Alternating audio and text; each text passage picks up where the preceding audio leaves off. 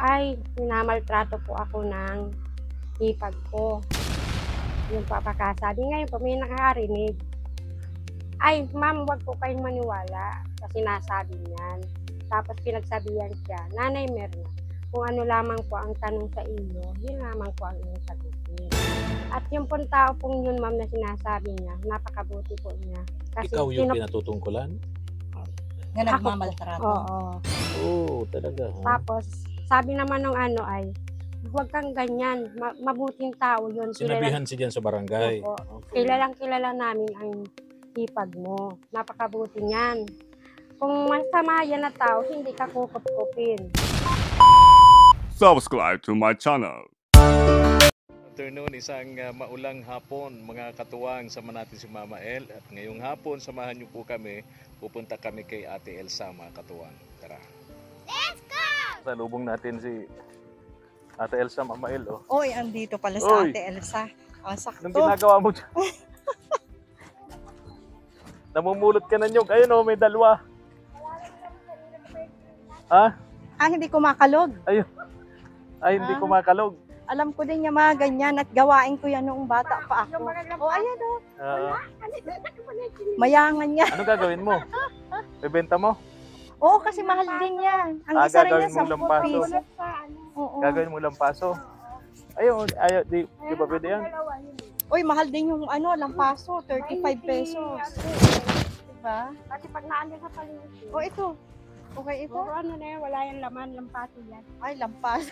Dito muna tayo, Ate Elsa. Kay pwede? Kay Pastora Brenda. Oh, ilagay ko ito. Dito muna tayo kay Pastora Brenda. Kapit niya. Maano yan. Isilong tayo rito.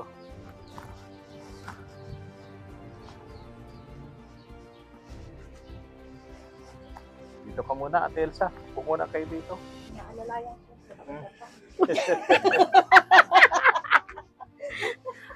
Malapit. Kamusta? Papunta sana kami talaga sa iyo. At tulad nung sinabi ko sa live, may nagbigay sa iyo. Bali, ang nandito sa akin ay 7,000 pesos. Wow! May nagbigay. 7,000 pesos ito. Ate Elsa, magagamit mo na ito doon sa panimula nung sinasabi mong hanap buhay. Siya po. Yung pagluluto ng pagkain. Para din ako mangot. Oo. Ay, sinay ko po. Luto ka ng breakfast. Diba?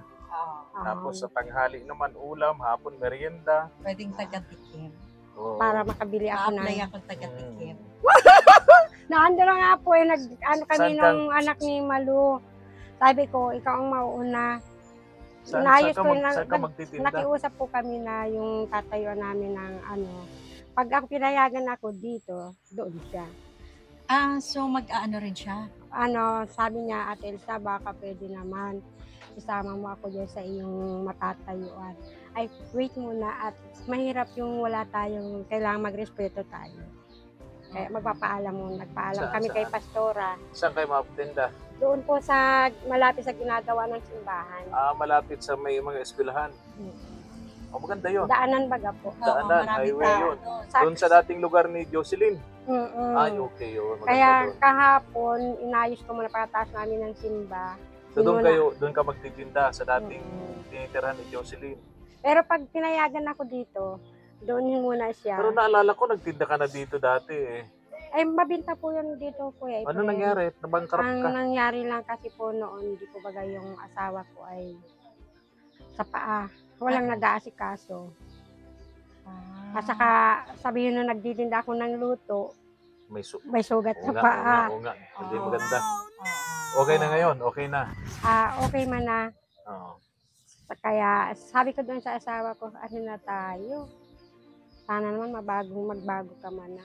May nag-message sa akin na si kuya daw lagi lang nasa bahay. Kaya, bihira po pag kasi Lagi lang daw nasa bahay, nakahilata. Naliga. Gano'n na nga. Ba't anong nangyari?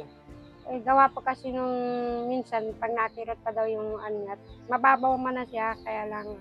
Tapos doon naman sa kumpanyang inaanuhan niya, bihira po kasi ngayon yung kupra kasi Oo. ang gawa baga po ngayon sa sobrang mahal pa yung buo, hindi nila kinokopra, Oo. binibinta ng buo. Sabi ko nga, imposible naman. Kada punta namin doon ni Mama at kay Ate Elsa, wala yung asawa niya. Yung nag-message sa amin, hindi po totoo yun. Nandun lang sa kwarto, nakahiga na naman yun. Sabi ko, oh, ganun totoo yun? Ganun po yung kuya Efren pag wala nga Paano yun? kaya Ikaw talaga ang kumikilos ng lahat. ako po, kaya sabi ko Ikaw baga po, naglalaba, ikaw nagluluto, Lahat. ikaw naghahanap ng pagkain lahat po, ninyo, pati sa mga anak natulong mo. yung anak ko pag wala silang anak. Anong ginagawa na lang nung asawa mo, ng kapatid ni Nanay Mirna? Ay, ganun.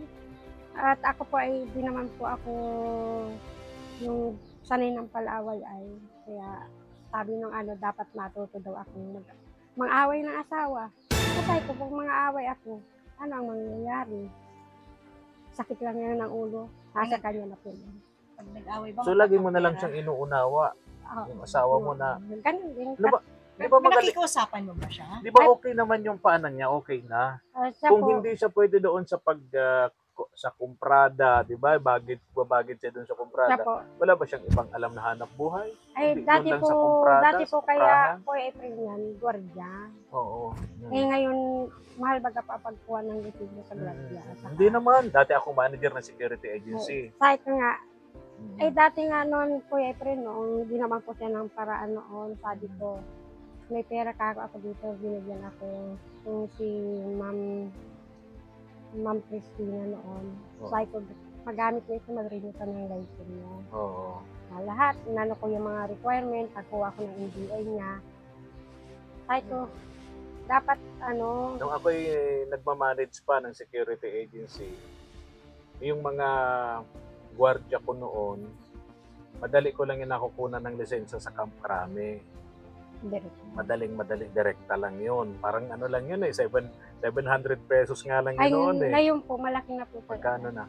Nabot na noon po ng 3,000. Oo, mga 10 years naman after yung Kaya nga po. nag-manage pa ako ng security agency. Tapos, halimbawa, marami pang mga requirement. Kahit madali lang, sinikap ko po yung proyekto na, Oo. kasi ang gusto ko po ay makatulong dito sa akin. So ngayon nag-expired na yung kanyang Siya po, license. Kailangan oo. ulit. Re-renew lang Renew naman naman. sa Crame. Ay, sabi niya, Kung siya ay nasa security agency, yung kanya mismong agency, yung manager niya mismo ang gagawa noon para ma-renew yung kanya siya po. security license. Oo. Kaya nangyari na din po yun, nakausap po na yung mismong Security agency. Ay, bali po, para kasi ako yung lahat tinutuklas ko at para baga po kung ano talaga. Ayun, nakausap ko na din yung nila. Kung gusto ka mo nung asawa mo sabi ko, sige na po sir, magsasakripisyo ako kahit wala siyang masahod. Kasi 3 buwan lang naman ako magsasacrifice yan. Lilipas din naman yan. Basta siya magsasabaga. O paano? Ate Elsa? Balita ko, balik na naman yung pagiging aso't pusa niyong maghipag. Ay, Ang bihira hindi po. kayo. Alam ko, bati na kayo. Ay, Ito, sa balik akin, na naman sa dati daw. siya po kasi mahilig po yan, maggawa ng ganyan. At saka sabi niya, ay napanood nga daw yung kay Kuya GM nung naglalakad kami dalawa, na ako daw yung mga sinabi ko sa kay Kuya GM ay wala daw, hindi daw yun totoo. Ay sa totoo lang po Kuya Efren, ayaw ko na sanang anuhin yun, kaya lang po ay sabi ko sa kanya, may nagawa naman ako sa iyo. Hindi ba sabi ko sa kanya, panghabang buhay yun, ginawa ko sa kanya. Kasi kahit po dito, sa barangay na ito, hindi po siya taga rito.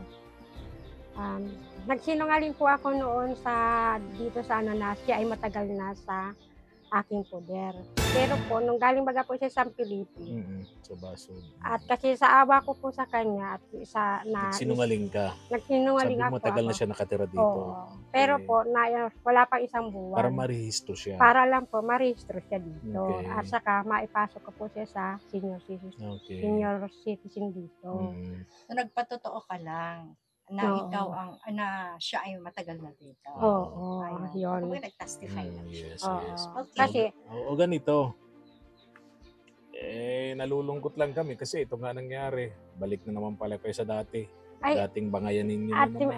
Kala ko okay na. Alam ko ay, okay na po yung nagkausap na po kami. ano Hanggat nangyari? mayroon po siyang napapanood na inaano niya sa sarili na siya daw po ang ano. Eh sabi ko, ganito yan ate na.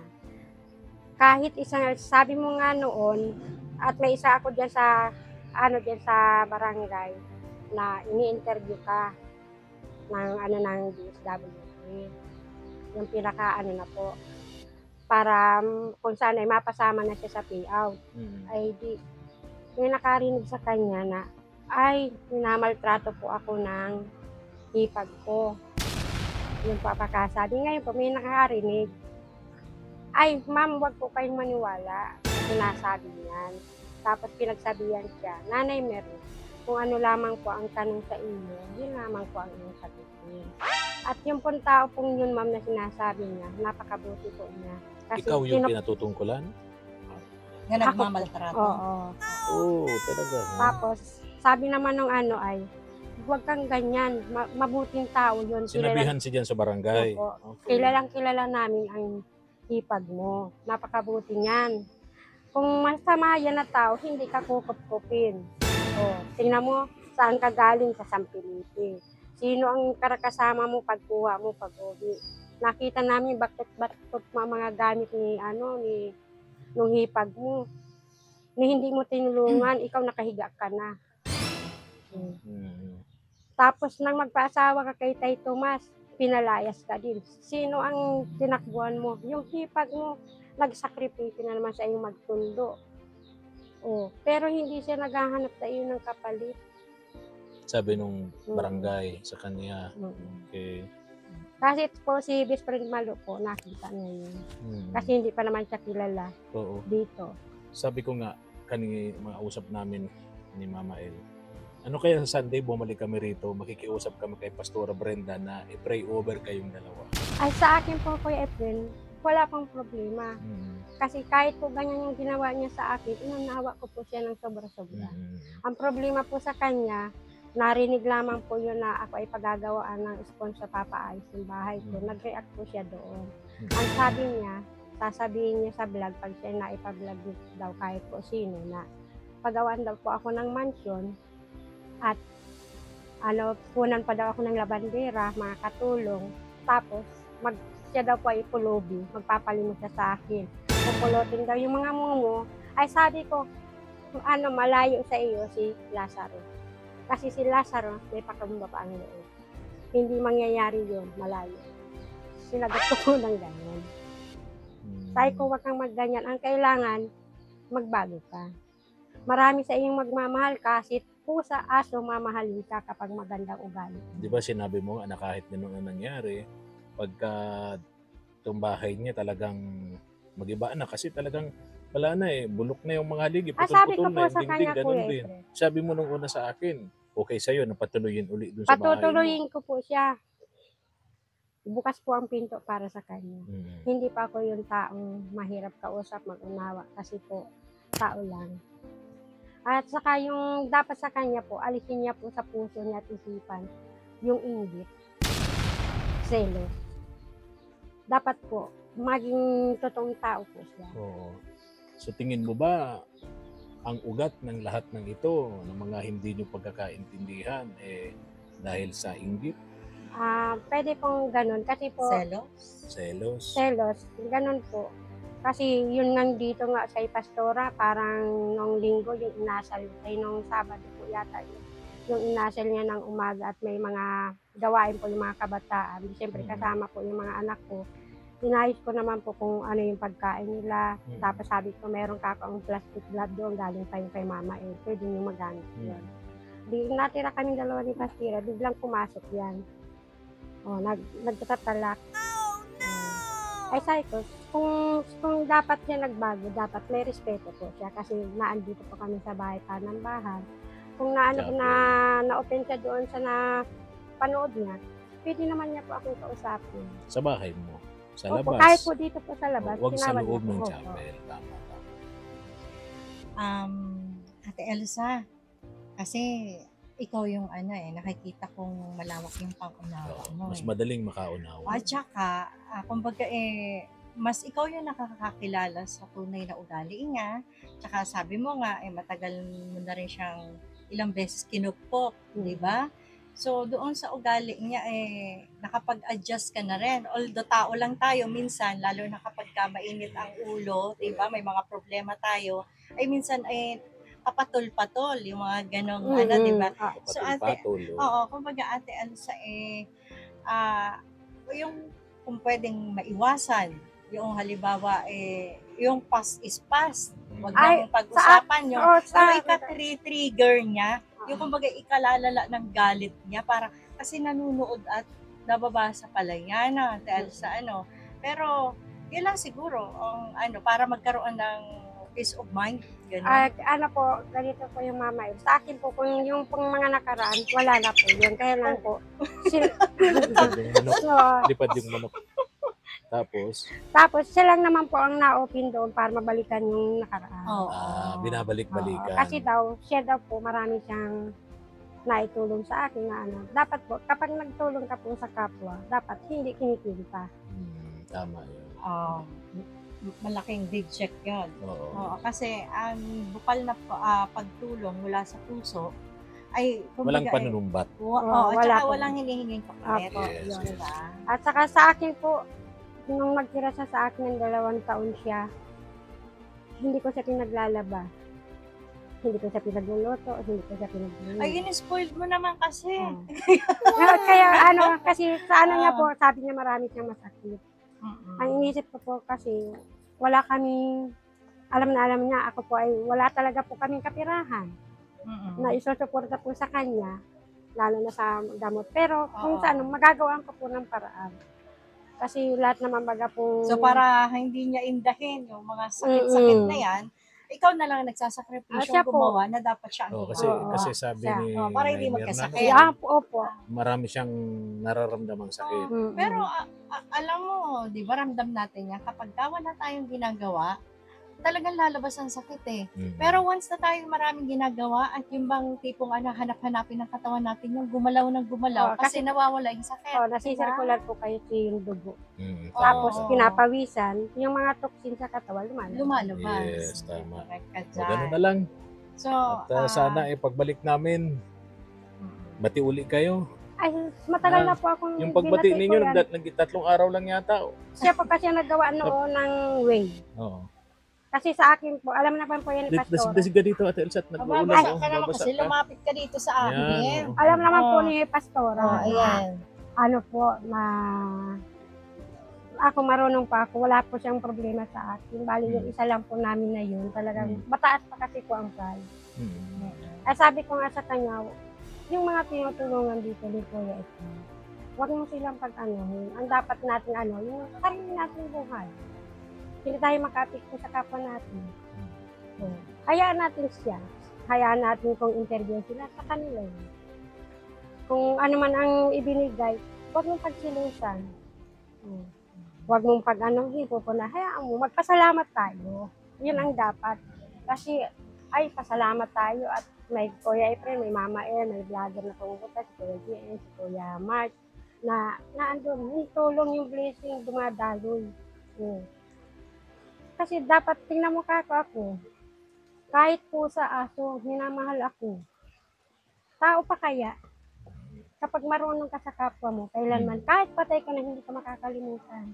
Tama yun. Yun ang sinabi ko sa kanya. Kaya nung nag-alis po si Kuya GM, siyempre po, ipinahiya niya baga po ako, pero naintindihan ko po siya, hindi ko siya sinaktan. Ipinaliwanag ko po sa kanyang mabuti. Okay.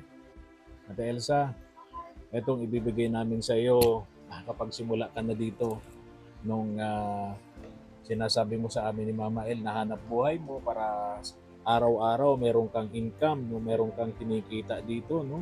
Kasi ramdam ko yung paghihirap mo bilang isang breadwinner ng pamilya, no?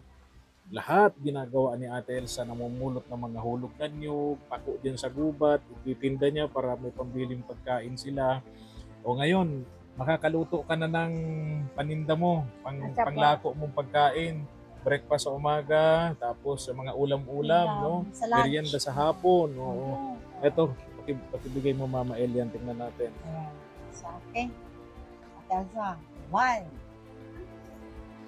2, 3, 4, 5, 6, 7. With total all of 7,000 pesos. Kuya Efren, maraming po salamat. Mama El, maraming salamat sa inyong dalawa kasi makakapagsimula na po ako nito bukas. At bago po ako mag-ano, aayusin ko po ngayon yung naanuhan namin ng pagtitinda. Ano po kasi Kuya Efren, yung pinag-aaralan ko po kasi ano, kung ilalako ko na lang, nakaano na sa ulam. O kaya, sabi ko dun sa anak ko, yung parang online tayo anak. Sabi naman yung anak ko, ay okay ya mama, para hindi tipid ka sa oras na kung ano, i-deliver mo na lang tapos bayad. Tama yun, isa yun, maganda yun. Sabi nung anak kong babae. Oo. Pagbalik namin ni Mama El, bibili kami sa'yo ng gasol. Para mas madali-dali kang makapagluto sa kasi Sunday. tag-ulan na. Balik kami ng linggo dito. Bibili kami ng gasol mo para hindi ka na nahihirapang gumamit ng kahoy. Kaya Nagkahoy sa nga Sunday, abangan mo kami rito sa chapel na to ni Pastora Brenda at dala namin ni Mama El yung gasol na magagamit mo para hindi ka, katulad ngayon, tag-ulan, mahirap makakuha ng nga po panggatong. Pero po Kuya Efren, pag ano, para gagamit lang ako ng gasol, sabi ng anak ko.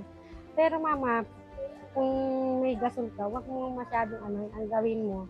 Kapag madalian lang, pag kaya pa ng oras, kahoy. Kaya ulo. Kumbaga alternative na. Kasi para makatipid-tipid. Okay. Tama. Pwede yan, Sabi okay nga na ng yan. anak ko, tipid. At least hindi na kayo magugutom. Kasi Ah, makakakuha ka Alas dyan 2 na ng syempre. hapon, di pa nanananghalian to. Ano nga po, at siyempre uunahin ko muna yung paglabada at gagamitin naman yung pera. Kaya, Mabuti nga po at isinama ako ni Pastora, nakapag anak ko, binabigyan ako ng 500. Binabigay naman ako doon sa anak ko ng pamasahin niya. Okay. Kay Wako. Sige, ha?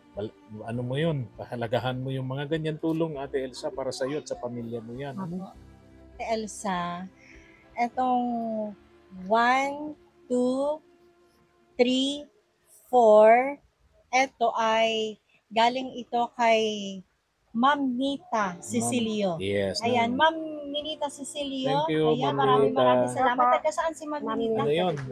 Valenzuela yan. Ayan si Ma'am Nita, taga Valenzuela. Nanood siya noon sa live Sa ko. live. Nagparami siya Oo. doon sa live, Ate Elsa, Na- natutulong sa iyo. Ang sabi niya gustong-gusto ka raw niyang tulungan.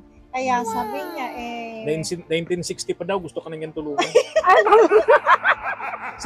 Natawa ako. 1960, Sumakit yung likod 72 ko. po ako, tinanganak ko lang. Bihira. Ayan. So, Kay Ma'am Nita thank you, Ma'am Cecilio. Nita. Ayan. Ma'am Ninita, Cecilio, marami pong salamat. Ayan. At mayroon na po akong pagsisimulan. Yes. Ayan. So, Galing ayan, yung kay ano? Ma'am Ninita, 4,000 pesos. So, eto naman, 1, 2, 3,000, rather 3,000. Eto naman, ay galing naman ito sa Kay Sir USA. Kay Sir Marshall Of Eugenio. USA. Wow. Ayan. So, with total of 7,000 pesos. Ayan, kay Okay na yan. Sir Marshall yung 3,000, Thank kay you. Ma'am Nita Cecilia. Thank you po, Ma'am Marcial Eugenio. Ang ganda pati po ng Sir Marshall. Sir Marcial. Pambihira. Sorry po. Thank you po, Sir Marcial Okay. Eugenio. Ang ganda, parang unique ang apelyido. Dahil sa Eugenio. At Okay. syempre kay Ma'am Nita. Kay Cecilio. Ma'am Nita Cecilio. Marami pong salamat. Magandang hapon po. Okay. God bless po sa inyong dalawa, Sir and Ma'am.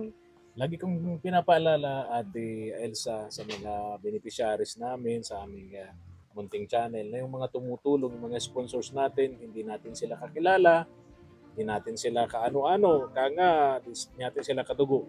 Nasa puso lang kasi nilang pagtulong sa kapwa. No? Kaya Kuya Kaya Fred, lagi mo silang isasama sa mga prayers mo, sa mga panalangin, yung mga tumutulong sa atin. Ano? kaya Kuya Fred, napayak ako doon sa kahit po bakit yung mga nag-i-sponsor, yung nagbibigay ng tulong.